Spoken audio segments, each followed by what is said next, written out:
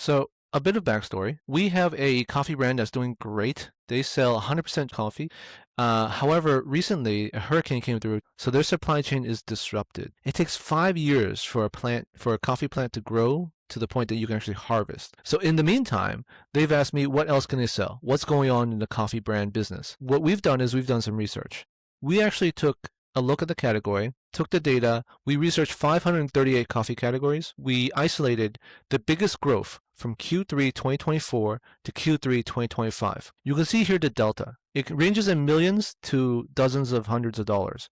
But the biggest point is growth. Now, these are not the biggest brands in the coffee business. These are about finding out what smaller brands are doing to grow exponentially and getting on top of their trend or trying to piggyback on what they're doing. I personally really love this exercise because it teaches you so much about what consumers are looking for. And in many cases, I am very surprised at what these brands are doing and how they're managing to accomplish it, especially what they're targeting, like what kind of consumers they're going for. We can start at the very top. Some of these are household names or will become household names at some point. We have high protein creamers. Protein's in everything these days. I was at the supermarket and I saw high protein ice cream. So this doesn't surprise me too much, but the fact that they've built up a company that went from 2 million to 5.3 million in a year is pretty impressive. Next, we have canned coffee. I see a lot of people drinking iced coffee, specifically iced coffee. Some younger people don't even drink hot or warm coffee anymore. They only drink cold coffee. But then there are some where it starts to get into very niche, or what I consider to be niche, stuff I had never heard of. Maybe I'm just not cool enough. We look at these keywords here. Fabula sells low-acid, mold-free, mycotoxins, pesticide-free coffee. That is not a one-off. We start to see that a lot of these brands specifically focus on blending the worlds of coffee and supplements. Danger Coffee here with absolutely exponential growth, 64,000% growth year over year.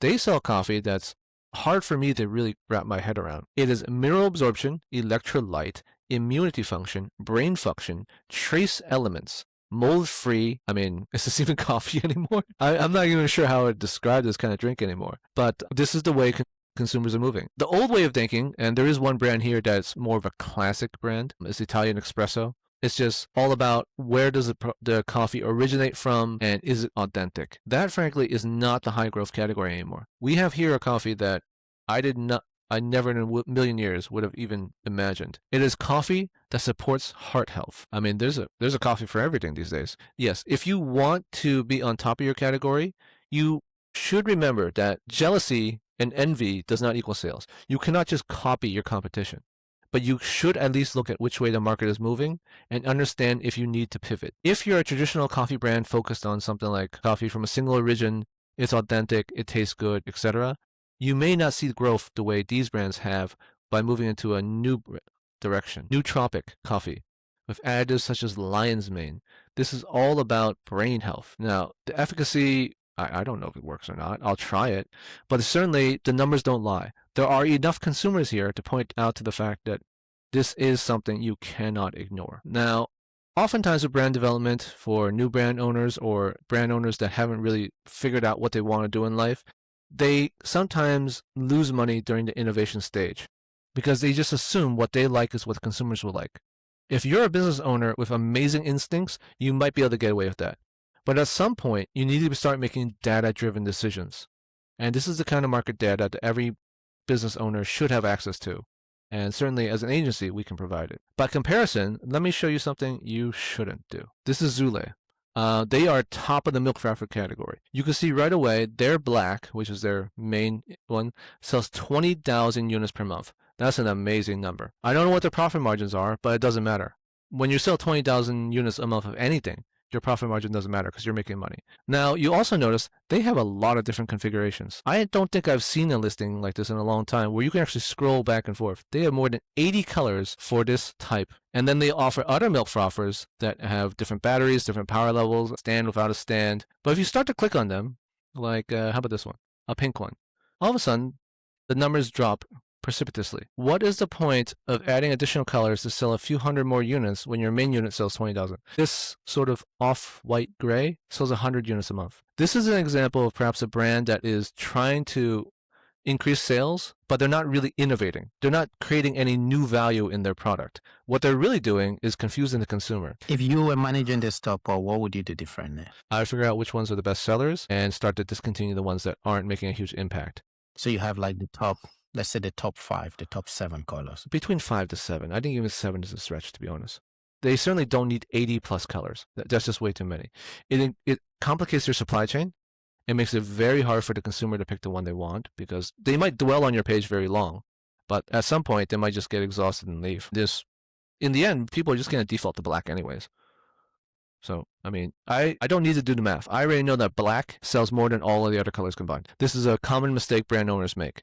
They sell a product, they think it's great, and they start to make small incremental changes to the product. If you're adding true value, great. If you're not adding value, then really you're just raising your cost, complicating your supply chain, and making it harder for the consumer to figure out what they really want from you. So if we were to summarize everything at the end of this and go, what are the 3 things brands should be doing and what are maybe like 2 or 3 things brands should not be doing? What would you say? The first thing you should know is you need some data to back up your decision making. Don't just assume that what you like is what the general public likes. That's the first tip that every brand owner should know. A lot of brand owners think this is awesome. I'm a visionary. Unless your name is like Donna Karan or Versace, you are not a trend maker, okay? You don't know what people want. You need to get some data to back up your decisions. And then even after you get the data, you should know that you need a fallback plan. You should have a break-even point for your new launch product. Third, after your new launch product has released, you need to decide whether or not you want to keep it. Do not get sentimental with your products. If your product isn't making your money, don't assume it's going to build momentum. There's no such thing. This is a good example. Like black sells 20 and everything else sells a few hundred. And now they have a black with a brown button, a black with a white button, a black with a black button. This is not increasing your sales. And then I don't even want to click on all these. I have no idea what, triple tornado whisk or rechargeable dynamic. We're buying a $20 product here, right? I'm not buying a car. The transactions should be easy. They should not do this. There's a gazillion colors and different combinations. This listing itself is a nightmare just to manage. As a matter of fact, their listing is broken. You see how it's all one listing? The reviews are supposed to share. This review did not share properly. When you have a listing with this many ASINs in it, it's going to have some errors. It's going to have some breaks in it. One other thing, all the brands that we have talked about in this video are not pre-planned. So these are random brands picked up based on the products that Paul was trying to research. We do not have any affiliations to these brands. We are simply doing research for the purpose of doing these videos. Paul, any final thoughts on this video? As time passes, there's nothing more difficult than new product development and new launches. It is getting increasingly hard to launch anything on Amazon. But I think business owners do need to continue to innovate, otherwise they're going to be left behind. Of course. That's why you come to people like Growth Scalers. There's going to be a link in the description. The first place to start will be for you to speak to one of our growth experts. It's a non-commitment call, which means that you have the opportunity to ask the right questions. We also see if it's a good fit for us because we're also very particular about the businesses that we bring on. So check that out in the description. And if you had any thoughts on this video, drop that in the comment and we'll see you in the next video. Cheers.